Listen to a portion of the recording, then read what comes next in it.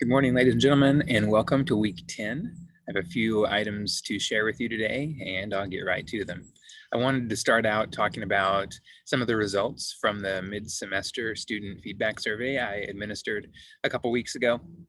If you didn't get a chance to take that survey, I sent it out in an email announcement, and so it's still available in announcements on Blackboard, but a lot of you did take it. So I'll talk about that, and then I'll talk about the schedule for week 10.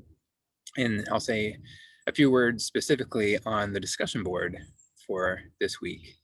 So to start off with that student feedback survey, I really appreciate those of you who gave me some good, honest feedback.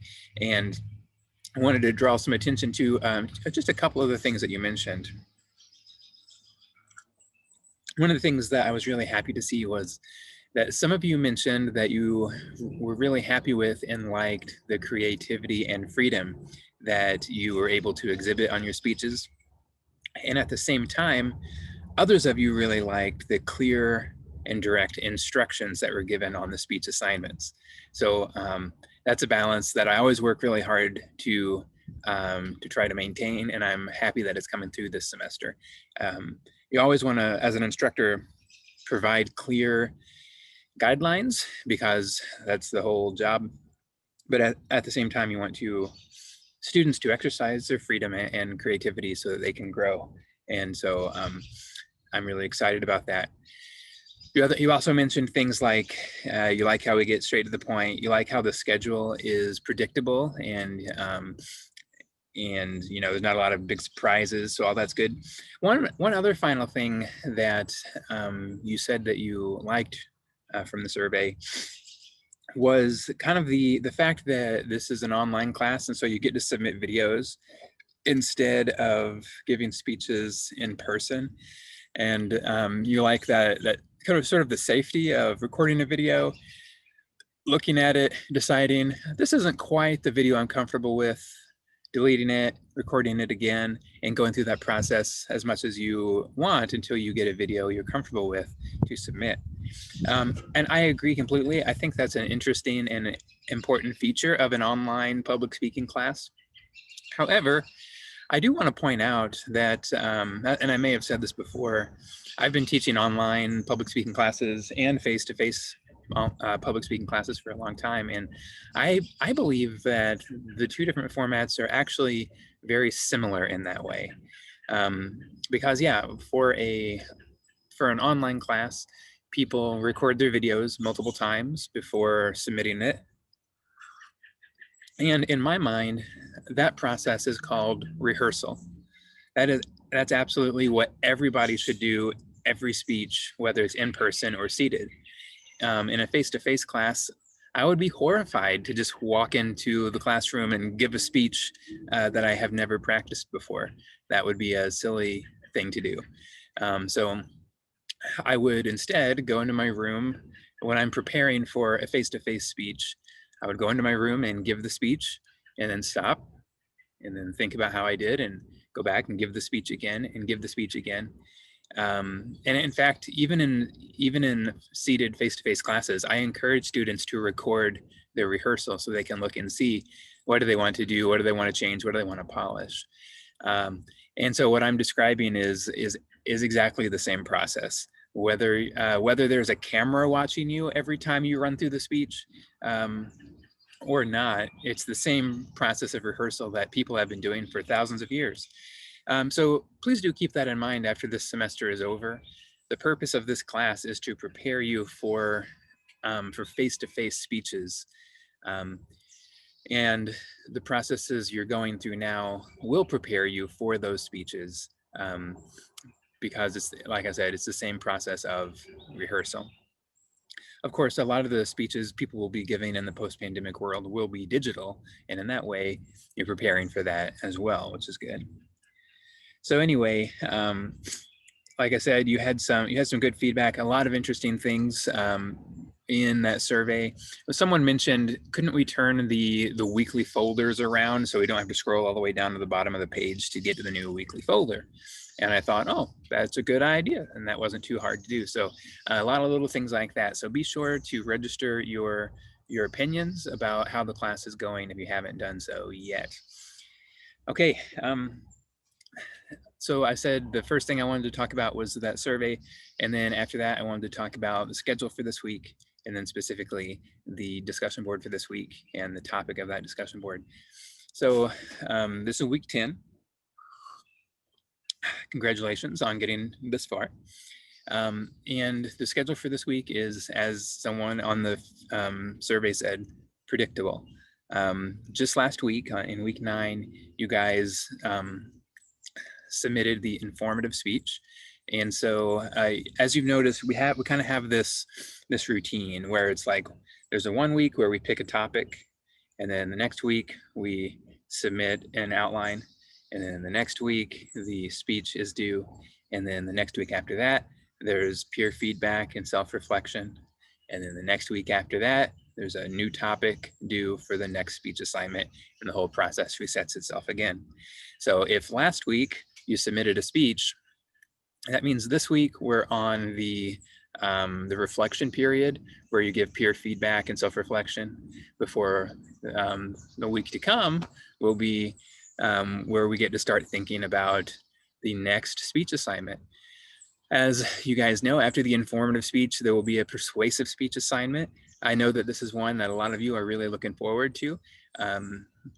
You know, it's fine to be strictly informative and to try to bracket our points of view as much as possible. But now that we are going to the persuasive speech, you get to take the gloves off. You get to have a clear point of view and try to bring us, the rest of the people in your class, over to your side, and to motivate them to take an action that you think needs to be taken on an issue. So the two speeches are kind of opposites from one another in that way. In the informative speech, you've done all this work to try to train yourself to appear to be unbiased, and in the persuasive speech, you get to exercise your point of view, and therefore you get to show which side you're on, and that's the definition of bias. And so that's something I want to be careful to talk about today just to clarify a few things. So once again, for week 10, we've got a discussion board, and that's what I want to talk about next. But we've also got peer feedback. I've scrambled up the peer feedback groups so they're different. Someone said on the survey, they like to have different people in different peer feedback groups, just so you get to see a variety of your classmates' speeches. And then you have your self-reflection due as well. But the reading for this week is chapter 5, and you had chapter 5 as a reading for last week too. And that's because there's so much in this chapter. It's about gathering information, and it's about using information. It's about research. It's about information literacy. So let me start with this difference between citing sources out loud and versus finding those sources. The discussion board for last week, week 9, asked you to reflect about oral source citations. Why is it so hard to find the information we need to communicate to our listeners?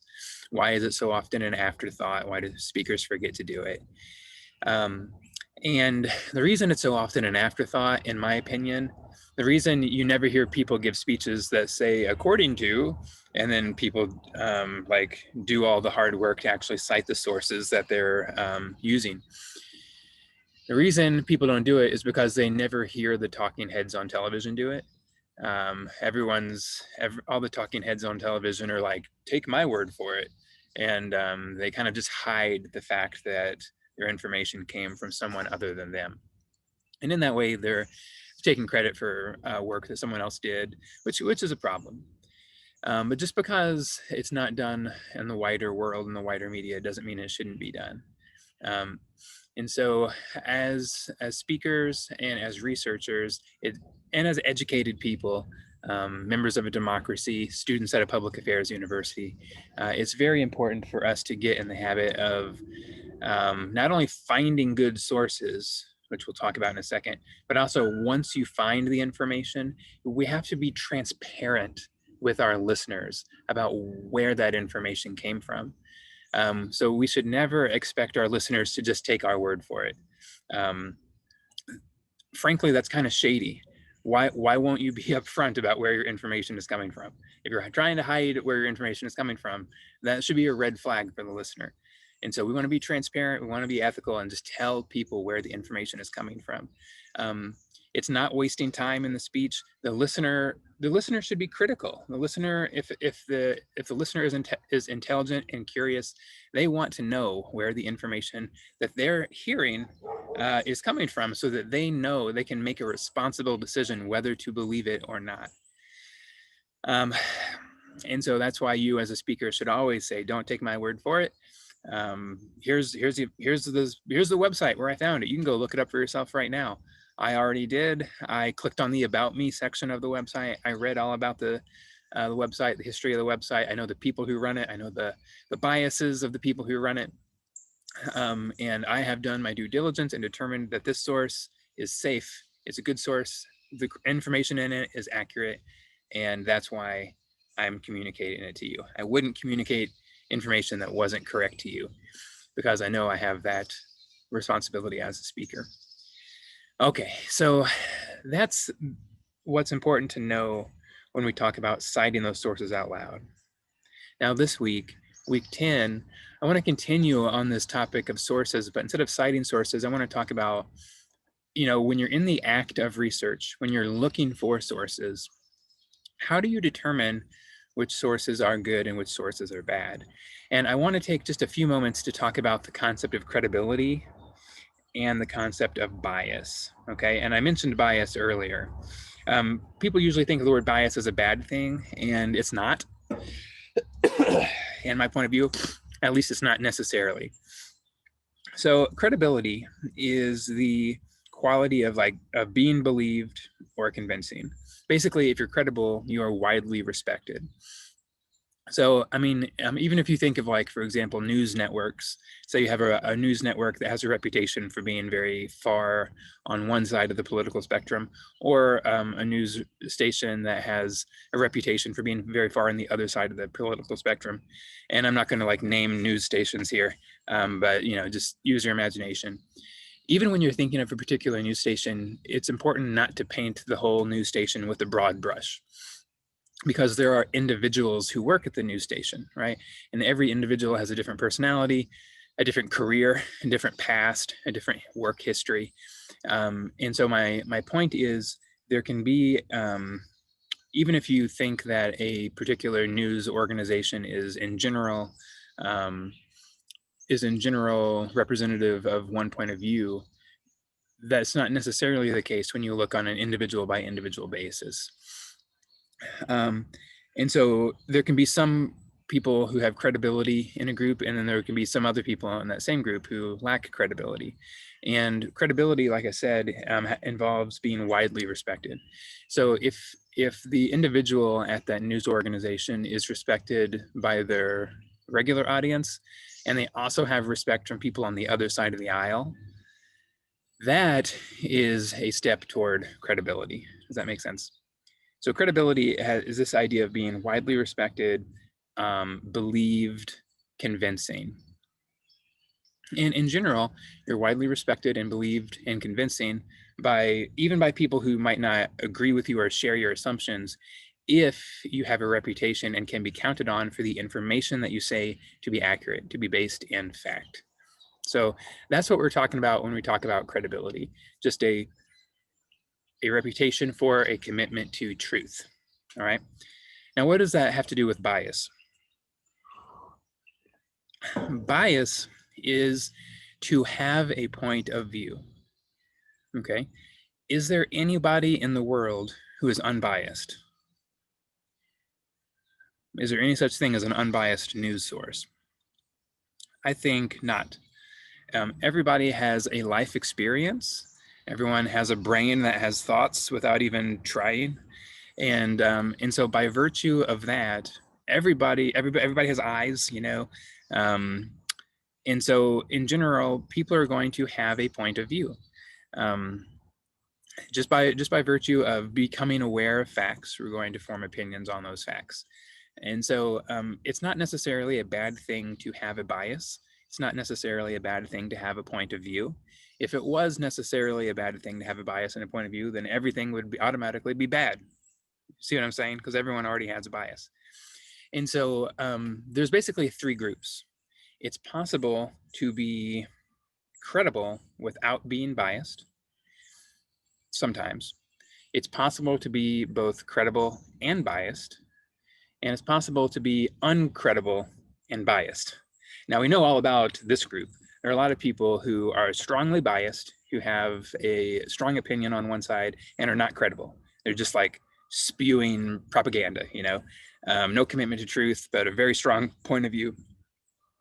And then on the other side, we have the people who, or the organizations that so these folks over here were biased and not credible. Over here, we have credible but not biased. And this might be something like the blandest, driest encyclopedia you can imagine, you know, like the old school encyclopedias or Wikipedia, where there's not a particular point of view. Instead, it's just information, no agenda, if such a thing is possible. So an encyclopedia or something completely removed from the flow of events and just simply recording events might be an example of this. But most sources, whether it's a news source, piece of information, is here in the middle, where we are biased. We do have a point of view. We think thoughts. We have a philosophy. But at the same time, and so that's what it means to be biased. But we also have a commitment to truth. And if we are people of integrity, if we belong to organizations that have integrity, then we also are building this reputation for competence, for respect for facts. And so that's kind of the point I want to make, is it's possible to have a point of view and still be credible, still have our commitment to truth. And so the discussion board for this week, like I said, it's week 10, is I'm asking you to kind of reflect on your own research process, the research process that you engaged in when you were researching for your informative speech, and ask yourself, as you were scrolling through the internet, or as you were walking through the library and looking at books, as you were thinking about individuals to interview for your speech. I know some of you interviewed people. How did you determine who to interview? How did you determine where to look for sources? When you found a variety of books or a variety of websites, how did you evaluate those websites so that you could distinguish between the websites that were good, that had information that should be in a college level research speech? And how did you know which websites that you came across that you thought, no, this one doesn't quite pass the smell test. I will not include this one because it disqualifies itself in some way. What kind of litmus test did you use? How did you determine which sources to use? You ran across some websites that were probably created by organizations you had never heard of before until you started researching for your topic, and nevertheless, some of those sources made it in. And so I'm interested to hear about your research process. I know that you as an individual, just you as a student, as a person who's lived in the world for X number of years, you have an idea for how to research, and I'd like to hear more about it. All right, with all that dog barking, I'm gonna go ahead and let you go for today. Hey, Peppercorn, come here. Come say hi to my students. Come up here. Yeah, you guys see that? That's Peppercorn, my dog. All right, have a good week 10.